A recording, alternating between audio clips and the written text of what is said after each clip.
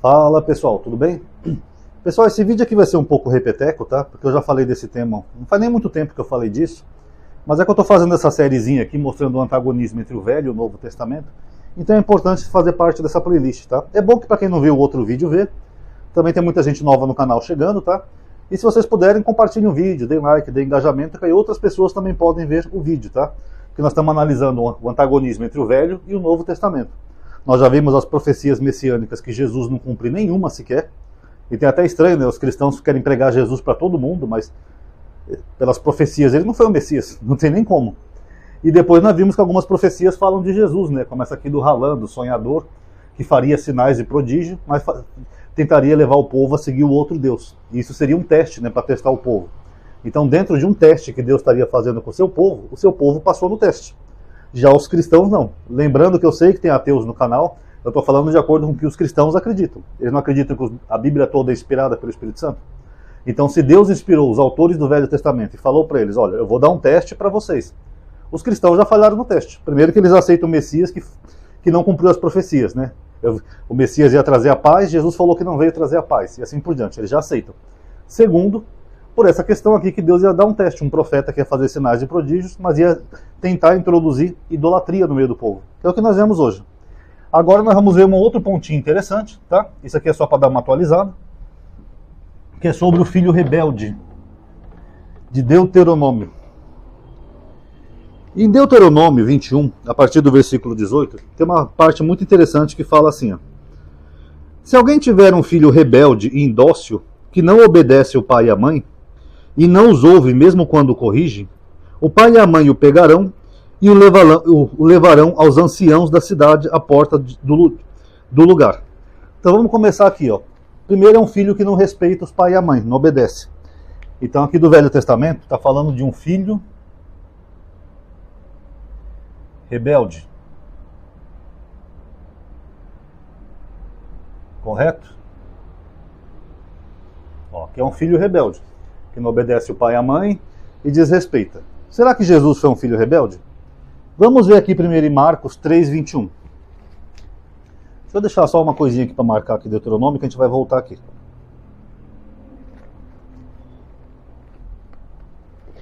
Marcos 3:21.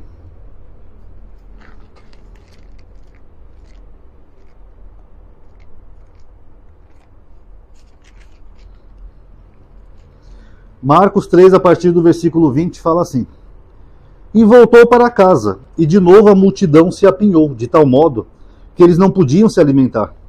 E quando os seus, que os parentes de Jesus, tomaram conhecimento disso, saíram para detê-lo ou prendê-lo, porque diziam, está fora de si, ou enlouqueceu, dependente da tradução. Então a família de Jesus tinha que deter Jesus, porque ele ficava fora de si. Ó, a família detinha Jesus. Então ele não era um filho muito bom, era um filho rebelde. Vamos ver outra passagem? João 2,4. Eu vou dar até uma resumida, tá? Porque senão vai ficar muito redundante o vídeo.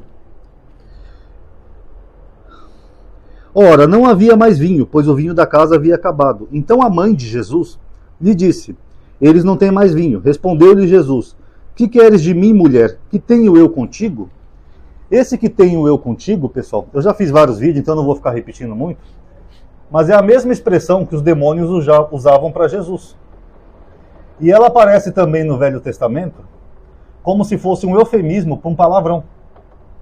Quando Jesus chegava perto dos demônios, ele falava, que temos nós contigo, Jesus Nazareno? Que dá a entender que a pessoa despreza a outra, odeia, detesta. Já, por exemplo, no Velho Testamento tem algumas passagens. Tem um profeta, por exemplo, que eu não vou lembrar o nome aqui de cabeça, mas depois eu posso procurar se vocês quiserem, que ele não gostava do rei, porque o rei era pecador. Aí o rei procura esse profeta, cruza com ele no caminho durante uma batalha, aí o rei pergunta para ele se eles vão vencer a batalha, né? Aí ele pega e vira para o rei e fala, que tenho eu contigo? Vai pedir para os profetas do teu pai, para os profetas de Baal, vai perguntar para eles. Então esse que eu tenho eu contigo é uma forma grosseira. Seria o mesmo que em português eu mandasse alguém se fuder ou se ferrar. Ah, vai se fuder, vai perguntar para os profetas de Baal, vai, seu arrombado, não sei o quê. Então é uma expressão ofensiva. A própria palavra mulher, que aparece ali no texto, deixa eu colocar aqui do lado, vai. Também não é usual dos judeus, tá, pessoal? Mulher só se usa quando você não sabe quem é a mulher, ou é uma mulher de má fama, que nem João 8. Tem uma mulher adúltera, apesar dessa passagem ser uma períscope, tá? Não é original do texto, mas é um texto que reflete a cultura da época.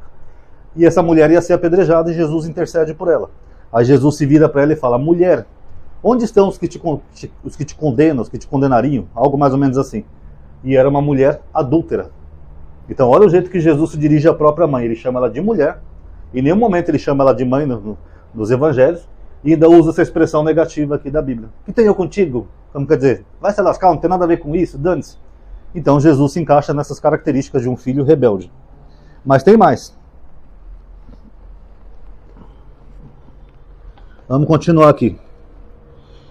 E todos os homens da cidade... Não, esse nosso filho é rebelde e indócil. Indócil é que não é doce, tá? Uma pessoa rude, agressiva. Que nem Jesus aqui, ó. Não nos obedece, é devasso ou comilão, de acordo com algumas traduções, e beberrão. Então esse filho rebelde aqui do Deuteronômio, ele seria um comilão e beberrão. Ou seja, ele não era dócil, era indócil, é o oposto de dócil, e seria um comilão e beberrão. Será que Jesus era um comilão e beberrão? Sim, vamos ver aqui em Mateus 11:19, quando ele se compara com João Batista.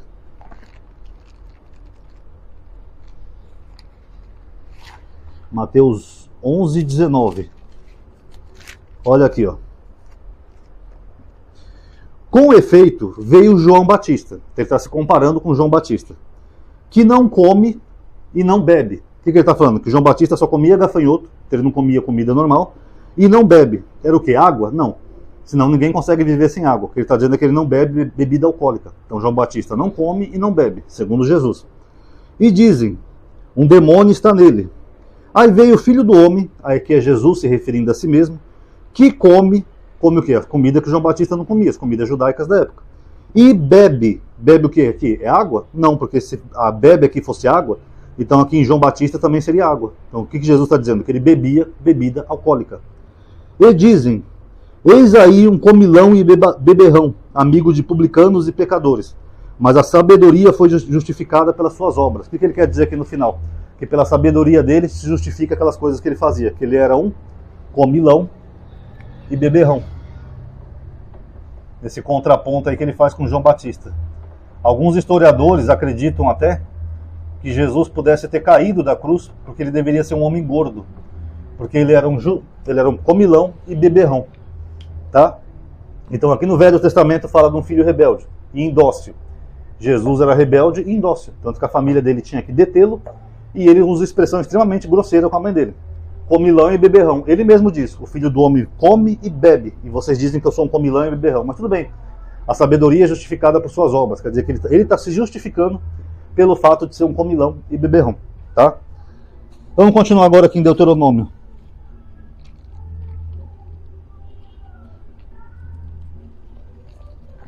Aí olha qual é o castigo desse filho rebelde.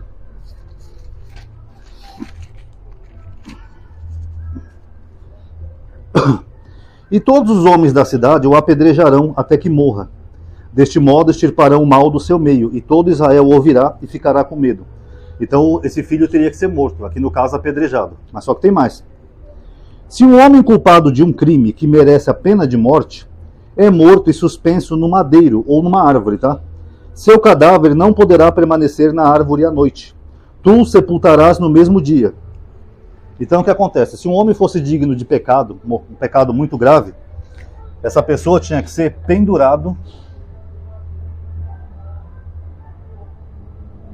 numa árvore. E a pessoa ia ser retirada no mesmo dia, que o corpo não ia permanecer no madeiro.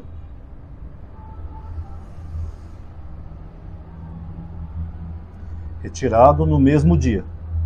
Será que isso aconteceu com Jesus, pessoal? Aconteceu. Eu vou ler aqui para vocês um trechinho, mas não é Ronaldo que está falando heresia não, tá? Eu vou ler aqui do próprio apóstolo favorito dos cristãos, que é Gálatas. Gálatas 3:13.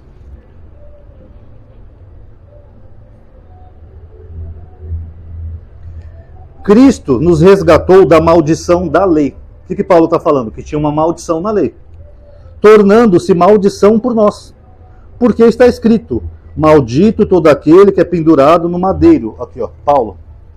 Que é Paulo que está dizendo, ó, o apóstolo favorito dos cristãos. E um detalhe, nessa epístola, Paulo não usou o termo cruz em grego, né, que seria crux.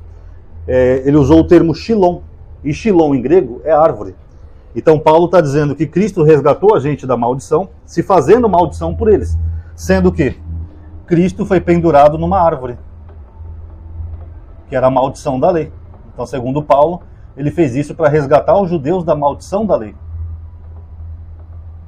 Isso aqui é segundo Paulo, tá? Ele nem usou o termo cruz, ele usou o termo árvore mesmo. Porque era assim que estava ali no Velho Testamento. Então Paulo está dizendo o quê? Exatamente o que eu estou dizendo para vocês. Que Cristo, ele cumpre exatamente o que está escrito aqui. E não só ele, né? Porque aqui tem um simbolismo por trás. Por exemplo, Absalão. Absalão, que foi aquele filho rebelde do rei Davi, ele ficou com os cabelos presos aonde? Numa árvore. Aí veio um soldado lá, não lembro se é Abner, acho que é Abner. Foi lá, pegou uma lança e matou ele. Então ele morreu pendurado numa árvore, porque ele fez muita maldade. O outro é Judas, né? Que segundo Mateus ele foi se enforcar. Então Judas traiu Jesus, tal, não sei o quê. Aí ele vai se enforcar onde? Numa árvore. Só que acontece o mesmo com Jesus. Ele foi pendurado no madeiro. A cruz também é um tipo de madeiro. Não é bem uma árvore, mas também é um tipo de madeiro. Fora que em 2 epístolas do Novo Testamento aparece o termo árvore. Tá? Eu já mostrei aqui para vocês em vídeos com captura de tela que aparece o termo xilon, que é árvore. Então aqui é Paulo que está dizendo que Cristo foi pendurado numa árvore para acabar com essa maldição aqui. Vocês estão vendo como o buraco é mais embaixo? E por fim, Marcos 15:44 diz o seguinte. Vamos voltar aqui para Marcos.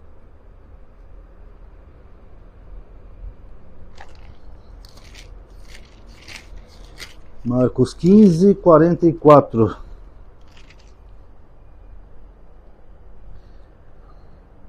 Pilatos ficou admirado de que já ele estivesse morto, e chamando o centurião, perguntou-lhe se fazia muito tempo que morrera. Informado pelo centurião, cedeu o cadáver a José.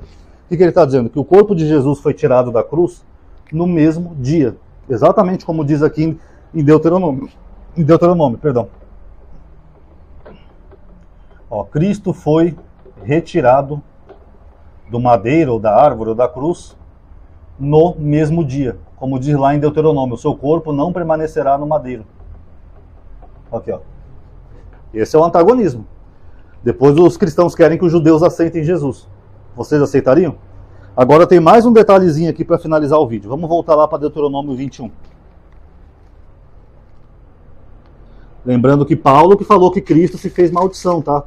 Exatamente pela forma como ele morreu, porque Paulo sabia que era uma forma que é considerada maldita pelo Deus do Velho Testamento. Não é o Ronaldo que está falando, está na Bíblia de qualquer um. Vocês podem abrir em Gálatas 3 e ler, tá? E aí termina assim, ó. Tu o sepultarás no mesmo dia, que nem Jesus. Pois o que foi pendurado é o maldito de Deus. Desse modo não tornarás impuro o solo que o Senhor teu Deus te dará como herança. O que Deus conclui dizendo aqui através de Deuteronômio? O pendurado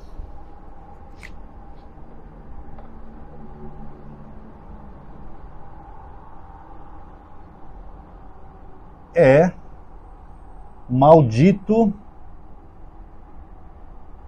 de Deus. Não sou eu que estou falando, Ronaldo, está na Bíblia. Então, a partir do momento que o próprio Paulo pega a morte de Cristo, que ele sabia que era uma forma anátema para o judaísmo, maldita, maldição, e ele tenta criar uma defesa, não, pessoal, ele morreu assim para resgatar a gente da maldição da lei. Então, o próprio apóstolo Paulo, que os cristãos tanto veneram, que dizem que ele teve o Espírito Santo para escrever suas epístolas, ele está dizendo que Cristo cumpriu isso daqui, ó. Deuteronômio 23. E realmente cumpriu. Aqui, ó, foi um filho rebelde, foi um filho indócil, foi um comilão e beberrão, tanto que ele tenta se justificar, acabou morrendo cedo, o que também é considerado uma coisa negativa para o judaísmo, né? O judaísmo prega longevidade, já falei disso em vídeo sobre salvação, e o corpo dele nem ficou no mesmo dia no madeiro, no caso a cruz. Por quê? O pendurado é maldito de Deus. Aí eu pergunto para vocês, como que pode uma religião